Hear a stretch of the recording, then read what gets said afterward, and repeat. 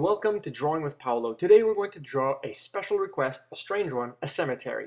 Vanishing lines, horizon lines, and all these things to learn perspective and to teach you how to draw a cemetery. The first thing we need to draw is the horizon line, and this is the line that ends up being at the far end of your environment when you're looking way out there. This is the horizon line. It's a line of the planet, of the Earth, right? It's the line all the way at the end. And these here are my mountains, so I'm putting a little mountainscape back here to give it a little bit of depth to my drawing. Sort of looks like waves in the ocean, if you like. And here are the angles to those hills. Then the next thing I want to do is put a little vanishing point. And the vanishing point is where everything ends up going away from us all the way to the middle there, called the vanishing point. So from there, from the vanishing point, you get all of the lines you need, sort of like sun rays. And these sun rays, these lines, are what help us determine the thickness of the items we're going to draw. So the farther they go, the smaller they get, and the closer they get to us, the bigger they get. To get a better understanding of this is you can always look up a picture of a train track as it's going away from us, and you'll better understand what I'm talking about. So what we're going to draw here is the first tombstone. And this tombstone is going to be like a sort of a curved tombstone, sort of like looking like a keyhole a little bit. And I will draw the thickness of it and then watch as I go all the way up here and touch that next perspective line there at the top. So it helps me in determining the angles of each one of my objects. And this is the base of the tombstone, which is another square, just like that, follows this line. And I need to follow the perspective lines that I drew from that vanishing point. There's another line, just like that. There we go. All right. So I'm going to erase the lines inside there, and we're going to add another tombstone. There we go, right next to it over here. So we're going to draw another vertical line. So the vertical lines are pretty simple. Just pull a straight line up and down, and then the thickness is not too far away. But then see, the top line needs to follow this line, and that line, and that line, right?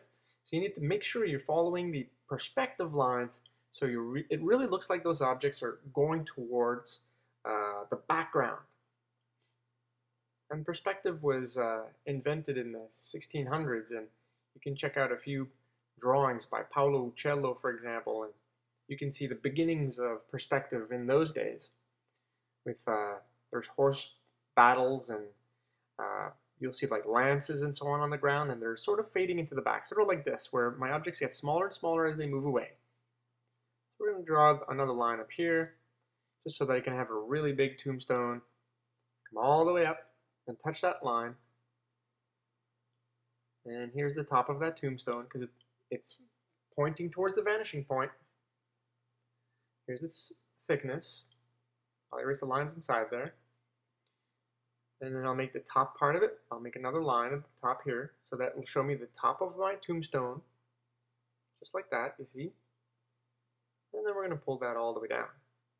So yeah, this special request for a cemetery is a little odd, but it's a great way to learn perspective. You know, I try to draw everything you guys ask as much as I can, and so here we go. A cemetery, why not? Here's another tombstone over here. We'll make it a cross. When you walk down a cemetery, you'll find crosses in there, so here's that cross. Following all those perspective lines, just like this. And we'll draw the thickness to this. And the thickness isn't all that difficult if you've watched my drawing 3D letters. Well, it's pretty much the same pattern. In the 3D letter drawings, we did have perspective, just like we have perspective here. So it's the same thing. And so here I'm going to draw the second row of tombstones. If you've been to a cemetery before, you'll know that there are tombstones that are back to back. And these will run all the way down a long line. There we go. And erase the lines, the perspective lines within the object. I'm not going to erase all my perspective lines today. I'm just going to leave some of them there so that you get a better understanding of how I'm doing this drawing. All right, so I'm going to give it a little raggedy edge to the base of my tombstones. These are generally just carved out of rock, and the base of them aren't polished like the top tombstone is. It's just like a rock bottom, rock base. And there you go. Just like that, and give it a few grass details here. So here's my grass. Put a bit of grass down here too, and a little mound like that. And we're going to draw a person on top of this tombstone, perched there. And so we're going to add his, the head will be hooded, just like this, with a hood here. And we'll add his shoulder here, and his arm, a leg coming this way with his knee. And he's sort of perched there on top of that tombstone, and he's got wings. So this is an angel sort of hanging out on the tombstone, chilling, you know, taking a break. We erase the lines inside there we don't need and retrace the lines that we erased that we need. So here's his shirt. This is his pair of jeans. His thigh. That goes to his bum. Then we'll draw his heel and his foot. So he's going to be wearing boots, this guy. We'll erase the lines inside that pair of jeans and then just curve out there at the bottom part of the jeans. And the shoe a little bit better. And here we'll have his other knee sort of bent a little lower. And we'll erase the lines inside there and retrace our outline. And finish up his arm. So here's his arm, and his arm is sort of like behind his bent leg. So we'll just see his arm and not his forearm. So his hoodie's sort of wrapping down underneath here. And we're not going to go too crazy on detail today. We're just going to draw in a few things. And the basic point here is how to draw objects and characters within perspective. Within what we want to try to achieve is to create depth within our drawing. And perspective allows us to do that. So we'll start coloring in a few things here. Folds within the clothing. If you've seen my Darth Maul drawing, you know how to do that by now. So I'm not going to go all crazy on clothing details, but we've got the details, just enough details to know what's going on with this character. Here's his nose. There are his eyebrows. And put in his little eye in here, and maybe a little bit of a chin, cheek.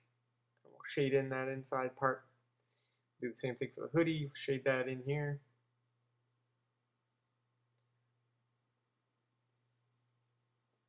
And you can put any character you like on this tombstone if you or you can not. You know, if it's your drawing, you have the power to choose what you want in your drawing. It's totally up to you. Now I'm going to color this hoodie dark, just like the hoodies I own. And if you like hoodies, I'm now selling some of mine actually, so you can actually go to my website, www.drawingwithpaolo.com, and you can see some of the apparel that I'm selling now on my website, and they are hoodies and t-shirts and baseball caps with my logos and my designs on them. So if you like my drawings and you'd like to purchase one of those drawings on a t-shirt or one of my designs, please feel free to go visit. And if you just want to check them out, go ahead. Check out my website. You don't have to buy anything. Of course not. I'm doing this mostly for free, teach you guys how to draw. So check it out if you like. And please ask your parents' permission if you want to buy one. And if you're a parent out there, well, hey, go ahead. And thanks for the encouragement ahead of time. All right, finishing up the pair of jeans here real quickly. Don't forget, you can pause this at any time. If you think that I'm going too quickly, just pause the drawing and follow along at your pace. So here are the wings. We're going to add like plumage to this wing, a little bit of a thickness, and this is how I'm going to just draw really, really rapidly some lines here that represent the feathers within that wing. Sort of repeat the same thing on the other side, and color that in a little bit darker, and make that a little bit longer plumage at the base of this wing, and then color at the top and in between every layer of those feathers, make it a little bit darker. Now this can be a statue or it can be a real person. You know, you draw it the way you imagine it. That's the power of drawing. You make it yours. You add another tombstone here, and because you're getting the idea of how to do these, well, I might, fast forward some of these parts. Don't be shy to pause them. I'm also encouraging people to start watching the whole video once to get a better idea of what I'm drawing, and then to watch them over again as you draw along. So some people find these videos are a bit too quick. So to get over that feeling is to just watch it in one shot without drawing, and then watch it again as you attempt to do the same thing I am. So it might make it a little bit easier for you. All right. So now we're going to add a little bit of shading here in a few minutes to give the idea that there's light in there too.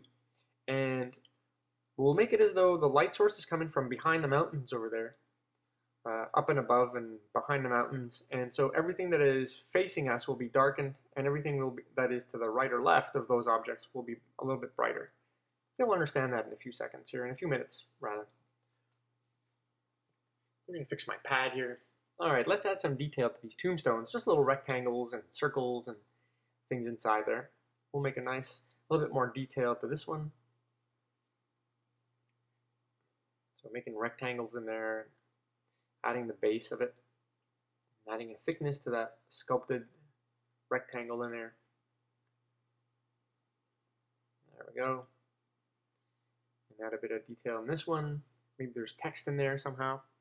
Erase a little bit of that part of the cross and draw the outline a little bit better. Okay, now I'm going to protect my drawing with this piece of paper, and you've seen me do this before. And I'm just going to draw a pine tree back here, an evergreen, and this is how I do it. Just start the tip, and this is great for Christmas trees if you want to, or just any evergreen or pine tree. It's just like drawing hair, really, going all the way down. So it's just like a black beard, a really thin beard that I'm drawing from, thin at the top and thicker as we go down. And it's just in a zigzag pattern. So if you've never drawn one of these before, well, this is how I do it. It's maybe not the best way, or your way. This is how I do my evergreens or pine trees. I'm going to draw another one behind here to give it an illusion of depth to my drawing, and it's going to be a little bit lighter than the one in the foreground. Right? Foreground is closer to us, and background is farther. So I'm going to color also this side here of my tombstone. Everything on this side will be a little bit lighter than the back side. See how here the back side is darker? So all the inside parts here will be darker. This will be darker here too. That's very dark because that's in total shadow. But the side here will be a little bit lighter. Okay, it's the same for every tombstone, and that's why this drawing can take a little bit of time to actually complete it all. But with my handy piece of paper here, I'll keep my drawing nice and clean on the right side, because that's where I started drawing. I should have started on the left side, honestly, but I really felt like starting this side first. Here we go. Add a bit of darkness in this circular part inside the tombstone there, and here too. We're going to do the same thing here. Now, because we have our angel standing on there, the top will be darker than the other tombstones, because the angel is actually producing a shadow on the top of the tombstone. Color this part in, nice and dark.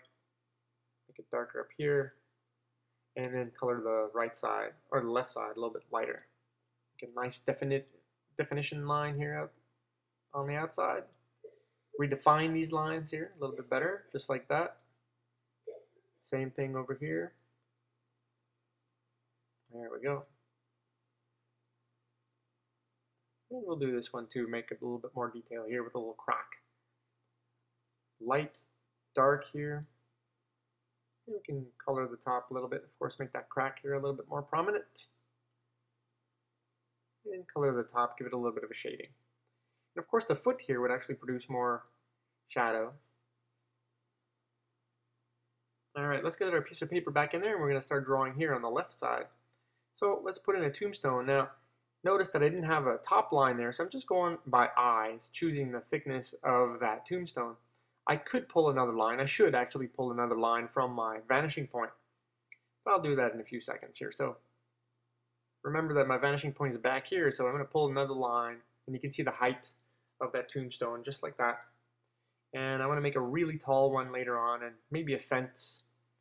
So here's my fence post. Let's make a nice metallic fence post. And we'll make a nice metallic fence in here. So what we're going to do is make the top ball, and then on top of that ball there's a spike here, and that's attached to the post we just made. And from that post we're going to make another tombstone right next to it so we can flesh out our drawing a little bit more. And once again, I'm following those perspective lines. They're allowing me to make the perspective look realistic. That's what vanishing points are all about. The vanishing point is where the objects you're looking at into the background tend to disappear at the vanishing point because our eyes can't see all that far, right? So once they get to the vanishing point, everything vanishes. That's why it's called a vanishing point. And from that point, everything is oriented towards that object back there, that vanishing point. There's more grass. And because you've been following my drawings, you know how to draw grass by now because you've drawn hair, and the hair and grass are pretty much the same. Here's the top bar to my fence.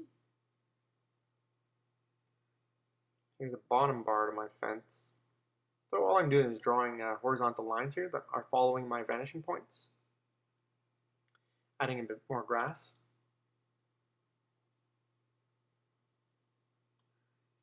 And let's add like a cross hatching here. We'll add a cross hatched mesh at the bottom of this fence. Move that over here a little bit more so I don't smudge my drawing. And here's the cross hatching part. Now we're going to add little detail within the bottom part of the fence. So just curled steel so that nobody can actually walk through this or squeeze through those gaps. We don't want anybody to walk into the cemetery when it's closed at night. And then we'll draw some nice straight lines here to close up that fence. There's one. Draw another one over here. Another one here, and so on and so forth.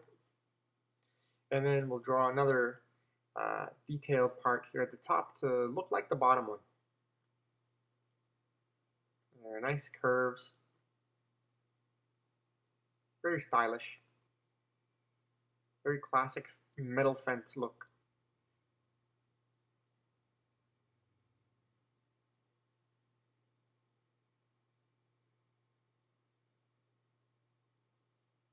There you go. That was looking pretty nice.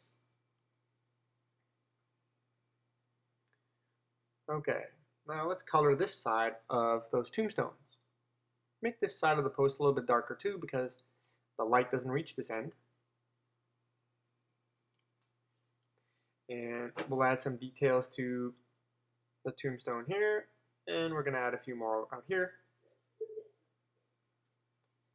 This is a tall one. It's like a really tall effigy to someone. And this is the perspective line for that one. If ever I want to draw the thickness, I should follow that line. And here's another one for just the corner. I don't really need them, but they're there just in case I need them later on for drawing details within that tombstone.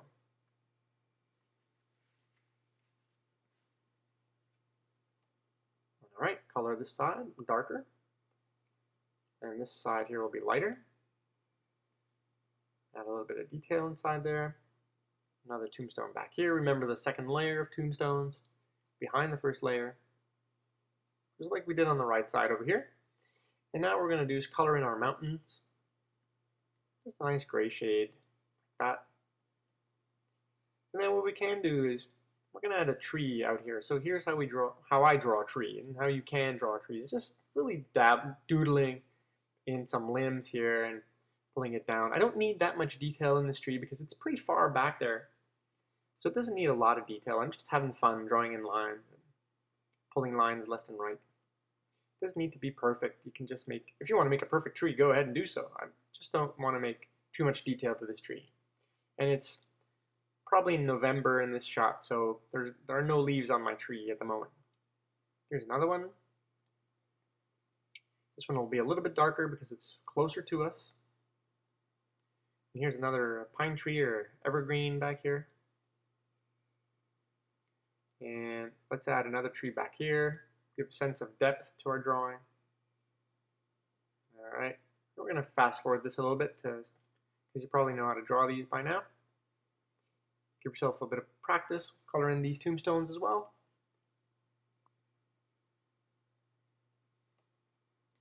And we're going to add a few more lines over here, grass lines, going all the way to the back. There we go. A few lines here and there. All right, so for those of you who wanted a cemetery, I hope you enjoy this drawing. Before I go, I'm going to draw this little flower pot here. Got a little flower pot on this one. People tend to leave flowers at cemeteries, and so there'll be a flower here or a plant of some kind. We're just going to draw in petals. And if you watched my rose drawing, then you can draw a rose in here if you want to. Combining some of my drawings together, that's pretty cool. You can add a zombie in here if you want to. Or a clone trooper if you want to. Why not? So there you have it, guys. This is the cemetery. I hope you enjoyed it. And that's another episode of Drawing with Paolo. Have a great day. We'll see you next time. Keep on drawing. Take care. Bye-bye.